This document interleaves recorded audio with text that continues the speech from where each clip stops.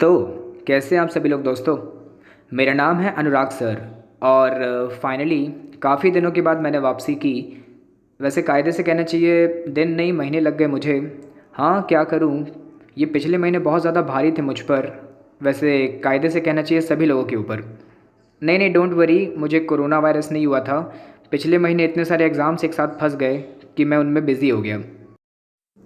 तो फाइनली अभी उन सब से छुटकारा मिल गया और वापस आ गया हूँ आप सभी लोगों के लिए अच्छे अच्छे स्टडी मटेरियल्स के टॉपिक पर आप लोगों के लिए वीडियो बनाने के लिए। और आज का हमारा टॉपिक है सिंपल प्रेजेंट टेंस। ठीक है। उससे पहले आप लोगों को मैं थोड़ा सा टेंस के बारे में बताना चाहूँगा। टेंस यानी कि हिंदी में से कहते हैं काल। ये आपके तीन टाइप्स के होते हैं, present tense, past tense, future tense. और हर टेंस चार कैटेगरी में बटा हुआ है। और आज मैं आप लोगों को प्रेजेंट इंडेफिनिट टेंस यानी कि सिंपल प्रेजेंट टेंस के बारे में टीच करूँगा। तो बिना टाइम वेस्ट किए भगवान का नाम लेकर के शुरू करते हैं। तो यहाँ पर है आप लोगों के सामने सबसे पहले सिंपल प्रेजेंट। देखिए मैंने यहाँ बोल्ड अक्षरों में लिखा हुआ है क्रिया प्लस ता है, ती है, ते है। देखिए ये सिंपल प्रेजेंट के वाक्य को पहचानने का तरीका होता है। इसमें वाक्य के अंत में क्रिया के साथ ता है, ती है, ते है आना चाहिए। जैसे कि मैं खेलता हूँ, तो खेलता यानी कि खेलना, खेल आपका क्रिया हो गया और अंत में ता है आया, मैं खेलता हूँ, है ना। तो ये पहचान होती है सिंपल प्रेजेंट की। चलिए अब इसको सीखने के हम इंपॉर्टेंट पॉइंट्स नोट करते हैं। फर्स्ट वन, इसको प्रेजेंट इंडेफिनिट के नाम से भी जाना जाता है। अब देखिए क्या होता है कि एग्ज़ाम में हमें सिंपल प्रेजेंट, है ना, प्रेजेंट इंडेफिनिट लिख करके आता है और हम सोचते रह जाते हैं कि हमने सिंपल प्रेजेंट सीखा है, ये कौन सा नया टेंस है। तो देखिए कंफ्यूज मत होइएगा, प्रेजेंट इंडेफिनिट के नाम से भी हम सिंपल प्रेजेंट को जानते हैं, पहली बात। अभी दूसरी, इसमें हम हैबिचुअल सेंटेंसेस बनाते हैं, मतलब वे क्रियाओं वाले वाक्य जो आप करते ही हैं प्रतिदिन। जैसे कि मैं सोता हूँ, आई स्लीप। अब ये क्रिया तो हर दिन होती है, हैबिचुअल है। एक स्टूडेंट बोलेगा स्कूल का कि मैं स्कूल जाता हूँ, उसका हैबिट में है। तो ऐसी क्रियाएं जो आपकी हैबिट में हैं, मीन्स आपकी आदत में हैं, तो उसके लिए आप सिंपल प्रेजेंट का यूज़ करते हैं। थर्ड वन, इसमें क्रिया के अंत में ता है, ती है, ते है आता है एवं यही इसकी पहचान है। अभी ये मैंने आपको स्टार्टिंग में ही बताया कि जिस वाक्य में क्रिया के अंत में ता है, ती है, ते है, और भी हो सकते हैं ता हूँ, तो हो, ऐसा ऐसा, तो समझ जाइए कि बस वो सेंटेंस आपका बिलोंग करता है सिंपल प्रेजेंट को। ओके तो आपका यहाँ पर फोर्थ पॉइंट है फिर सेंटेंस बनाने का फॉर्मेट, जो कि है सब्जेक्ट प्लस वर्ब का सिंगल और प्लूरल फॉर्म प्लस ऑब्जेक्ट। देखिए यहाँ पर वी, एस और पी का मतलब है वर्ब का सिंगल और प्लूरल फॉर्म। थोड़ा यहाँ समझिएगा, कई लोग कहते हैं कि सिंपल प्रेजेंट के सेंटेंस बनाने के लिए हमें इसमें वर्ब में एस और ई एस लगाना पड़ता है। देखिए ये चीज़ गलत है। आपको सिंपल प्रेजेंट के सेंटेंसेस बनाने के लिए वर्ब का सिंगल और वर्ब का प्लूरल फॉर्म बनाते आना चाहिए। ये कंप्लीट नॉलेज है, इसके बारे में मैं आपको आगे बताऊंगा। तो यहाँ पर देखिए इस फॉर्मेट में आपका सब्जेक्ट को देखिए यहाँ हिंदी में हम कहते हैं कर्ता। आपके सब्जेक्ट यहाँ पर कौन कौन होते हैं? I, we, you, they, he, she, it, name singular, name plural. देखिए मैं आपको बता दूं यहाँ पर एस का मतलब है सिंगुलर यानी कि एक वचन और पी का मतलब है प्लूरल यानी कि बहुवचन। यहाँ पर याद रखिएगा, आपको इस पर ध्यान दीजिएगा। नेम के लिए स्पेशली जब आप सेंटेंस में एक नेम का इस्तेमाल करेंगे तब आप वर्ब का कौन सा फॉर्म यूज़ करेंगे, और जब आप नेम का प्लूरल इस्तेमाल करेंगे तो कौन सा वर्ब का आपको फॉर्म यूज़ करना पड़ेगा, अभी मैं आपको आगे बताने वाला हूँ। अच्छा, ये तो हो गई बात सब्जेक्ट की, है ना, और वर्ब भी आपको क्लियर है, क्रिया। अब लास्ट में आपका देखिए ऑब्जेक्ट के बारे में आपको बताना चाहता हूँ कि ऑब्जेक्ट का यहाँ मीनिंग है वस्तु। और देखिए सिर्फ इस वस्तु में आपका निर्जीव वस्तु ही नहीं है, लिविंग ऑर्गेनिज्म, जीते जागते प्राणी भी आ सकते हैं। तो आप इन सेंटेंसेस में दो तरह के ऑब्जेक्ट का यूज़ करते हैं। पहला लिविंग ऑर्गेनिज्म यानी कि जीवित प्राणी, और दूसरा आपका नॉन लिविंग थिंग्स यानी कि निर्जीव वस्तु। अच्छा, अभी फिफ्थ पॉइंट देखिए, वी एस इसका मतलब है वर्ब का सिंगल फॉर्म। वर्ब का सिंगल फॉर्म आप सिंपल प्रेजेंट टेंस में कब यूज़ करते हैं? जब आप सब्जेक्ट इस्तेमाल कर रहे हैं I, we, you, they, name plural. देखिए कई लोग को ये चीज़ पता नहीं होती है, आई, वी, यू, दे के साथ वो जानते हैं कि वर्ब सिंगल रखना है सिंपल प्रेजेंट में, लेकिन नेम प्लूरल इसका मतलब है जब आप अपने वाक्य में एक से ज़्यादा नाम लेते हैं किसी का भी तो आपको वर्ब रखना पड़ता है single. Then V P that is verb का प्लूरल फॉर्म आप कब यूज़ करेंगे यहाँ पर? जब आप अपने सेंटेंस में सब्जेक्ट में यूज़ कर रहे हैं he, she, it, name S that is name singular. देखिए यहाँ ध्यान दीजिएगा, बाकी सात का तो क्लियर है, नेम के लिए आपको स्पेशली ध्यान रखना होगा। सिंपल प्रेजेंट में जब आप नेम प्लूरल यानी नाम एक से ज़्यादा इस्तेमाल करते हैं तो आपको वर्ब रखना पड़ता है सिंगल, और जब आप सिंगल नेम का इस्तेमाल करते हैं तो आपको वर्ब रखना पड़ता है प्लूरल। सिंपल प्रेजेंट में नेम और वर्ब दोनों एक दूसरे के अपोजिट चलते हैं। आसान भाषा में आपका अगर नेम सिंगल तो वर्ब प्लूरल, नेम प्लूरल तो verb single. Last but not the least, sixth point, verb का सिंगल फॉर्म और वर्ब का प्लूरल फॉर्म इसमें सब्जेक्ट पर डिपेंड करता है ना कि ऑब्जेक्ट पर। देखिए इस लास्ट पॉइंट का मतलब है अगर आपको अपने सिंपल प्रेजेंट के सेंटेंस में पता लगाना है कि मैं वर्ब का कौन सा फॉर्म रखूं, सिंगल की प्लूरल, तो देखिए ये आप पता लगाते हैं सब्जेक्ट की मदद से ना कि ऑब्जेक्ट पर। जैसे मैंने अभी अभी आपको ऊपर बताया, अगर आप सब्जेक्ट अपने सिंपल प्रेजेंट के सेंटेंसेस में आई, वी, यू, दे और नेम प्लूरल यानी एक से ज़्यादा इस्तेमाल करेंगे तो आपको वर्ब का सिंगल फॉर्म इस्तेमाल करना है, ठीक। और अगर आप he, she, it and name singular यानी कि सिर्फ एक नाम वाला कोई सेंटेंस बना रहे हैं सिंपल प्रेजेंट में तो आपने वर्ब का प्लूरल फॉर्म यूज करना है। आई होप आप लोगों को ये सिंपल प्रेजेंट के इंपॉर्टेंट पॉइंट्स सारे के सारे समझ में आए होंगे। देखिए इससे बाहर और कुछ भी आपका नहीं है। चलिए अब बारी है यहाँ पर एक नज़र सब्जेक्ट्स पे गौर फरमाने की, यहाँ पे कौन से सब्जेक्ट को हम कहते क्या हैं, ठीक है। उसके बाद हम लोग सेंटेंसेस बनाना स्टार्ट करेंगे। देखिए सब्जेक्ट, मैंने फिर से मीनिंग लिखा है आप लोगों के लिए। सब्जेक्ट का मीनिंग यहाँ पर करता है, प्लीज़ आप इसको विषय मत बोलिएगा, ओके। आई का मीनिंग है मैं, हाँ। वी का मीनिंग है हम। यू का मीनिंग है तुम और आप, वो आप पे डिपेंड करता है।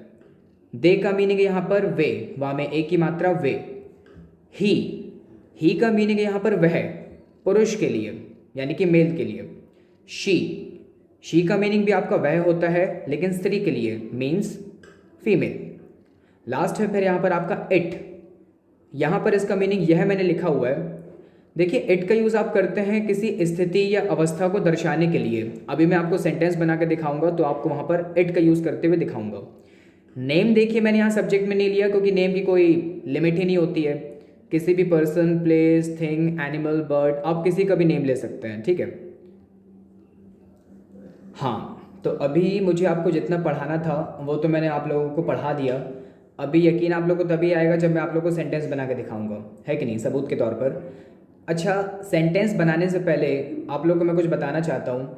आप लोग को लग रहा होगा यार अनुराग सर ये पेज में लिख दिए हैं और बस उन चीज़ों को एक्सप्लेन कर रहे हैं, लिख के क्यों नहीं बताया। देखिए मेन रीज़न क्या है कि अगर मैं आपको स्टेप बाय स्टेप ऐसे लिख करके बताता ना तो आपका और मेरा टाइम और एनर्जी दोनों वेस्ट होता। तो मैंने सोचा कि कम से कम समय में आप लोग को ज़्यादा से ज़्यादा अच्छा सिखा सकूं और एक्सप्लेन कर सकूं, इसलिए पहले से मैंने इनको लिख लिया। डोंट वरी, मेरी ही हैंड राइटिंग है। हाँ, तो ऐसा मैंने किया ताकि आपको कम से कम समय में ज़्यादा से ज़्यादा एक्सप्लेन कर सकूँ और सिखा सकूँ, है ना। चलिए फिर विदाउट वेस्टिंग टाइम अब मैं आपको सेंटेंस बना के बताता हूँ और आप लोग बस इन रूल्स को देखते रहिएगा और देखते हैं कि जो मैंने बातें लिखी हैं वो खुद में फॉलो करता हूँ कि नहीं, ओके। यहाँ पर देखिए एक एग्जाम्पल मैंने लिखा है, हम बात करते हैं। अब देखिए सबसे पहली चीज़ यहाँ पर आपका क्रिया है बात करते, दैट इज़ बात करना, है ना। और उसके जस्ट अंत में लिखा है ते हैं।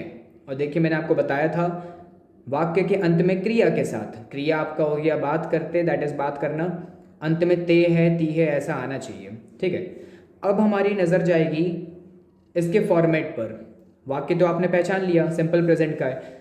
सेकंड स्टेप अब इसके फॉर्मेट पर, मतलब स्टेप बाय स्टेप बनाने का तरीका। कि आखिर मैं सेंटेंस को अरेंज कैसे करूँ। कई लोग देखिए क्या करते हैं कि सीधा हिंदी का इंग्लिश मीनिंग डायरेक्टली लिख दिया, ऐसा नहीं होता है, वाक्य को अरेंज करना पड़ता है, ठीक है, स्टेप बाय स्टेप। सबसे पहले यहाँ पर देखिए आपका लिखा है सब्जेक्ट, आपको मैंने बताया था सब्जेक्ट का मतलब होता है कर्ता। अभी पता तो चले कर्ता कौन है यहाँ पे लिखा हुआ है आपका हम, और आपको मैंने लिख दिया है कि हम का मीनिंग इंग्लिश में होता है वी। सबसे पहले सब्जेक्ट होता है तो लिख लीजिए प्लीज़ इंग्लिश में WEV।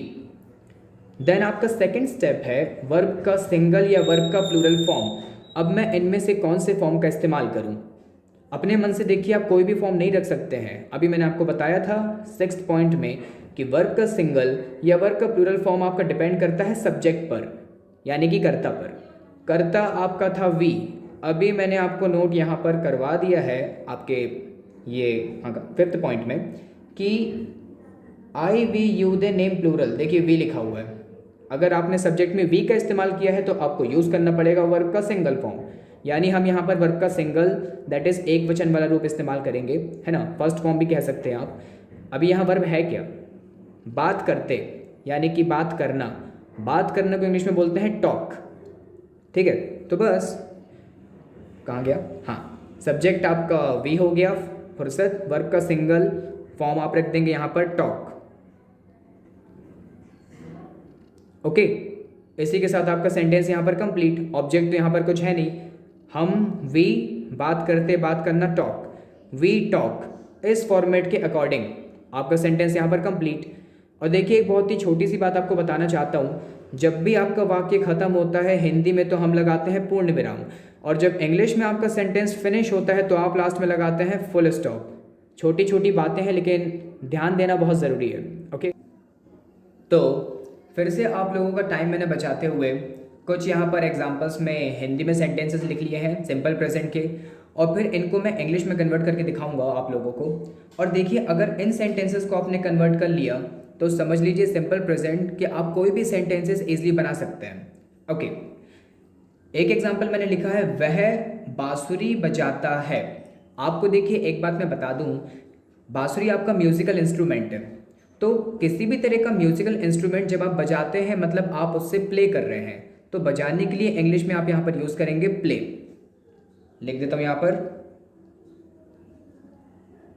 किसी भी तरह का म्यूजिकल इंस्ट्रूमेंट बजाना दैट इज आप उसके साथ क्या कर रहे हैं, प्ले। रिमेंबर गेम में खेलने के लिए हम प्ले बोलते हैं, लेकिन यहाँ किसी म्यूजिकल इंस्ट्रूमेंट को बजाने के लिए आप बोलते हैं प्ले, ओके। चलिए, वह बांसुरी बजाता है, सेंटेंस को पढ़ के पता चला कि कोई मेल है, वह को इंग्लिश में हम क्या कहते हैं, पुरुष के लिए ही। आपका सब्जेक्ट सबसे पहले ही आ गया। अब वर्ब का मैं सिंगल फॉर्म रखूं कि प्लूरल, आप उसके लिए 5th पॉइंट पे गौर फरमाएंगे। देखिए मैंने लिखा हुआ है ही शी इट और नेम सिंगल, यानी कि एक नाम। आपने ही का इस्तेमाल किया तो आपको यूज करना होगा वर्ब का प्लूरल फॉर्म। हम यहाँ पर क्रिया का बहुवचन वाला रूप रखेंगे, ठीक है। अब यहाँ पर आपका क्रिया कौन है, बजाना, यानी कि प्ले, और प्ले का प्लूरल फॉर्म होता है प्लेज, PLAY और S, ही प्लेज। सबसे पहली बात क्या थी आपकी, वह बजाता है, ही प्लेज, इतने का मीनिंग वह बजाता है। अब आपके ऑब्जेक्ट की बारी, आखिर कौन सी वस्तु है जिसको वो बजा रहा है, तो देखिए यहाँ पर लिखा हुआ है क्या, बांसुरी। बांसुरी को हम इंग्लिश में बोलते हैं फ्लूट, FLUTE, और लास्ट में आपका फुल स्टॉप। अब आप लोग सोच रहे होंगे कि यार सर ने ये वर्ड को कैपिटल क्यों रखा हुआ है ना। देखिए मैं आपको एक चीज़ बता दूं, जब सेंटेंस में आप सिंपल प्रेजेंट में, जब सेंटेंस में आप किसी प्रॉपर नाउन यानी कि प्रॉपर ऑब्जेक्ट की बात कर रहे हैं, इतने सारे म्यूजिकल इंस्ट्रूमेंट होते हैं लेकिन उन सभी में से मैंने स्पेशली नाम लिया बांसुरी का, तो रूल होता है कि सेंटेंस में अगर आपका प्रॉपर ऑब्जेक्ट प्रेजेंट है, प्रॉपर ऑब्जेक्ट यानी कि प्रॉपर नाउन, तो आपको उसका फर्स्ट वर्ड रखना पड़ता है कैपिटल, ओके। ये बहुत ही छोटी छोटी बातें हैं लेकिन ध्यान रखना बहुत ही कंपलसरी है, ओके। अभी आपका दूसरा एग्जाम्पल, ठीक है, सॉरी तीसरा। अमन कंप्यूटर चलाता है, ठीक है, अमन कंप्यूटर चलाता है। देखिए सबसे पहली बात आपको बता दूं, किसी भी तरह की मशीन या डिवाइस अगर आप चला रहे हैं तो उस चलाना के लिए, मशीन या डिवाइस के लिए आपने बोलना है इंग्लिश में ऑपरेट। आज से कोई भी मशीन या डिवाइस आप चलाते हैं तो आप उसके लिए ऑपरेट बोलिए। जैसे कि मैं मोबाइल चलाता हूँ, मतलब मैं मोबाइल ऑपरेट कर रहा हूँ। कंप्यूटर चलाता हूँ तो कंप्यूटर ऑपरेट, वॉशिंग मशीन चलाता हूँ वॉशिंग मशीन ऑपरेट। तो आज से आप चलाना बंद कर दीजिए और आप कहेंगे उसकी जगह इंग्लिश में ऑपरेट। अच्छा भी लगेगा ना। ओके, सबसे पहला वर्ड देखिए, सब्जेक्ट आपका यहाँ पर है आपका अमन, और अमन एक सिंगल नेम है, एक नाम, एक वचन, आपने एक व्यक्ति का नाम लिया अमन। अब अगर नेम सिंगल हो तो, अगर आपका नेम सिंगल है तो फिर आपको उसके साथ वर्ब का रखना पड़ेगा प्लूरल फॉर्म। आपको मैंने पहले ही बता दिया है कि सिंपल प्रेजेंट में नेम और वर्ब दोनों एक दूसरे के जस्ट अपोजिट चलते हैं। नेम सिंगल तो वर्ब प्लूरल, और अगर नेम प्लूरल तो वर्ब सिंगल।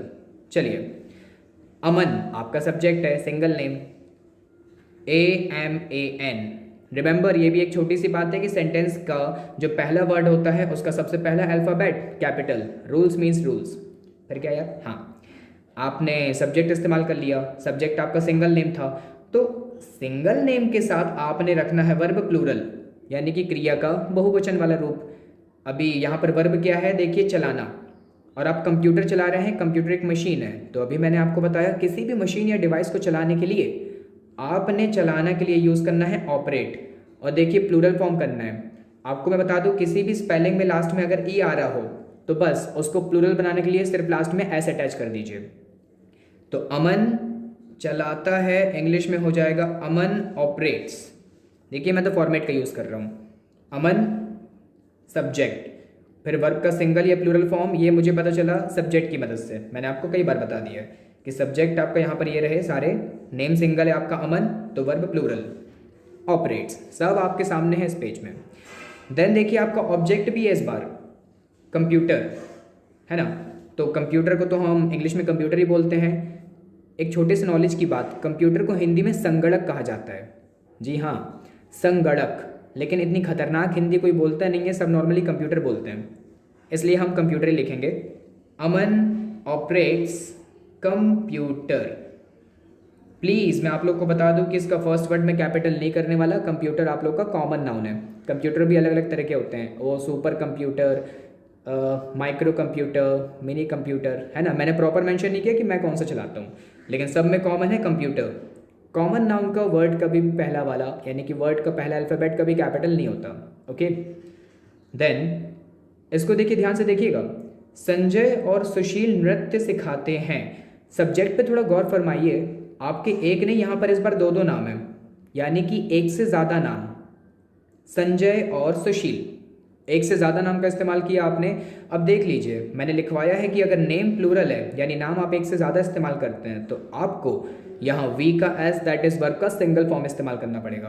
पहली बात, संजय और सुशील, और देखिए दोनों के दोनों वर्ड के पहले अल्फ़ाबेट को आपने कैपिटल रखना होगा। मतलब SANJAY संजय, देखिए इसका एस तो कैपिटल है, आपके सेंटेंस का स्टार्टिंग वर्ड का पहला अल्फ़ाबेट। एंड सुशील, देखिए मैं सुशील का भी वर्ड कैपिटल रखूंगा क्योंकि ये दोनों प्रॉपर नाउन है। इतने सारे लोगों के नाम होते हैं, मगर आपने सेंटेंस में इन दो लोगों का प्रॉपर नेम मेंशन किया, यानी कि बताया। तो सुशील का एस भी आप क्या रखेंगे, कैपिटल, क्योंकि प्रॉपर नाउन है, SUSHIL। ओके, अच्छा ये तो आपका सब्जेक्ट हो गया। अभी देखिए सब्जेक्ट आपका प्लूरल है, एक से ज़्यादा नाम है, तो मैंने क्या बताया, सिंपल प्रेजेंट में सब्जेक्ट सिंगल, वर्ब प्लूरल, लेकिन यहाँ तो सब्जेक्ट प्लूरल है तो वर्ब आप रखेंगे सिंगल, यानी कि सिंगल फॉर्म।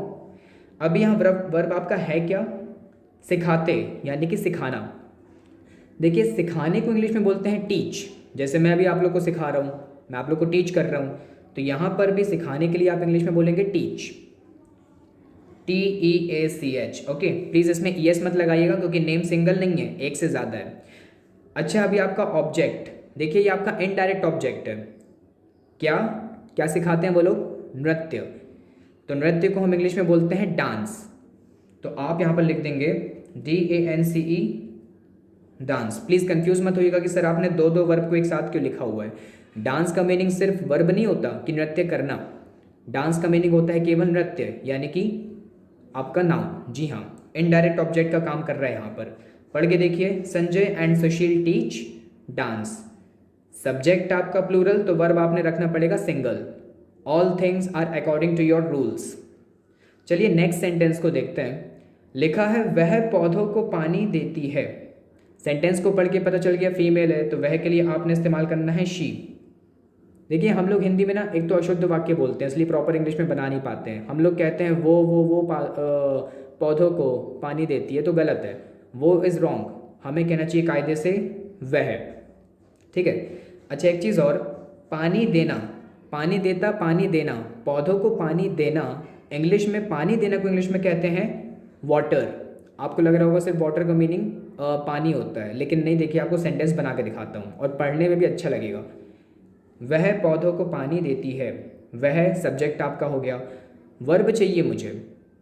एक चीज़ और, यहाँ वर्ब में रखूँगा क्या, सिंगल की प्लूरल? तो देखिए मैंने शी का इस्तेमाल किया है, तो वर्ब को रखूँगा प्लूरल। ओके, प्लूरल फॉर्म में। अभी वर्ब यहाँ पर मैं आपका क्या बता रहा हूँ, पानी देना को इंग्लिश में बोलते हैं वाटर। वह पानी देती है, शी वाटर्स। जी हाँ, शी वाटर्स। ये आपका भी वाटर वर्ब का काम कर रहा है, तो आपका वाटर्स हो जाएगा। इन दो वर्ड्स का मीनिंग है वह पानी देती है। अभी ऑब्जेक्ट आपका किसको, पौधों को। अब आपको भी पता है आप पानी देंगे तो बस एक पौधे को तो देंगे नहीं, एक से ज़्यादा कोई देंगे। तो शी वाटर्स पौधों, पौधों को इंग्लिश में बोलते हैं प्लांट्स। तो बस she waters plants, at last full stop. एक चीज़ और, अगर आप चाहें तो को के लिए TO2 प्रपोजिशन का इस्तेमाल कर सकते हैं। शी वाटर्स टू प्लांट्स, वो भी सही है। लेकिन क्या है यहाँ पर, बिना को के इंग्लिश मीनिंग यानी कि टू का इस्तेमाल किए भी आपका काम चल जाएगा। You can read she waters plants, है ना, क्योंकि पौधों को का काम आपका अकेला प्लांट्स कर लेगा। ओके। देखिए लास्ट सेंटेंस, यह काम करता है। अभी आ गया, इट का मीनिंग यह है। जब आप किसी प्रॉपर सब्जेक्ट का नेम मेंशन नहीं करते हैं, मतलब आप सिर्फ इशारा करते हैं, यह देखिए एक स्थिति आपने बताई। कोई भी चीज़ है जब आप मुंह से बोलते हैं कि यह काम करता है, अब वो कोई मशीन हो कुछ भी हो, आपके मुंह से अगर निकला यह काम करता है, उस यह के लिए आपको यूज़ करना है इंग्लिश में इट। और देखिए काम करता यानी काम करना, काम करना को बोलते हैं वर्क, आपका वर्क। लेकिन मैं रखूँ क्या, वर्क को सिंगल की प्लूरल? यहाँ पर रूल आपको बता देगा। आपने इट का इस्तेमाल किया तो आपने रखना होगा वर्ब का प्लूरल फॉर्म। वर्ब है यहाँ पर आपका वर्क, और वर्क का plural form works. It works. Object तो यहाँ पर कुछ नहीं है आपका। At last you will put full stop. तो आप लोग देख सकते हैं जो रूल्स मैंने आपको लिखवाए उसी के अकॉर्डिंग मैंने आपके सामने सारे सेंटेंसेस बना दिए। तो बस आप लोगों को इन रूल्स को फॉलो करना है। सिंपल प्रेजेंट टेंस, इससे बाहर का आपका कुछ भी नहीं है। हाँ, बशर्ते जिन सेंटेंसेस को आप बना रहे हैं और उसमें जो वर्ड्स आप यूज़ कर रहे हैं, चाहे वो ऑब्जेक्ट हो चाहे आपका वर्ब, उसका मीनिंग आपको पता होना बहुत कंपलसरी है। ओके। अभी उम्मीद करता हूँ कि आप लोगों को ये वीडियो पसंद आया होगा। हाँ, काफ़ी दिनों के बाद ये वीडियो बनाया है, तो हो सकता है कुछ कमियाँ हो, पर फिर भी कोशिश की है अपना बेस्ट देने की। और जो भी इसमें कमियां हैं उसको मैं नेक्स्ट वीडियो में कोशिश करूंगा कि पूरा कर सकूं। तो फाइनली मिलते हैं अभी हम लोग नेक्स्ट वीडियो में। तब तक के लिए जय जय श्री राम, जय हनुमान।